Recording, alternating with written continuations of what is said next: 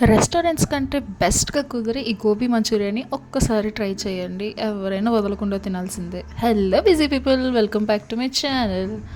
First అయితే గోబీని చిన్న పీసెస్‌గా కట్ చేసుకొని కొంచెం సాల్ట్ యాడ్ చేసుకొని ఒక 2-3 మినిట్స్ బాయిల్ చేసుకొని స్ట్రెయిన్ చేసుకోవాలి.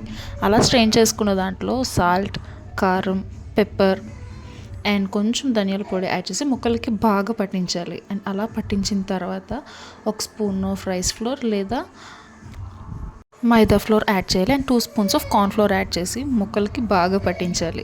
అండ్ నేను చూపిస్తున్న కన్సిస్టెన్సీలో రావాలి. అండ్ ఒక టేబుల్ స్పూన్ ఆఫ్ ఆయిల్ కూడా యాడ్ చేసుకోండి. వాటర్ అయితే యాడ్ చేయాల్సిన అవసరమే లేదు. అంతగా అవసరం అనుకుంటే ఒక spoon of water enough. And oil మరిగిన తర్వాత యాడ్ చేసుకొని ఇలా గోల్డెన్ కలర్లో వచ్చేంత వరకు ఫ్రై చేసుకొని పక్కకు తీసుకోండి. ఇప్పుడు ఇంకో ప్యాన్లో కొంచెం ఆయిల్ యాడ్ చేసుకొని చిన్నగా చాప్ చేసుకున్న గార్లిక్, జింజర్ అండ్ చిల్లీ వేసుకొని బాగా ఫ్రై చేసుకోండి.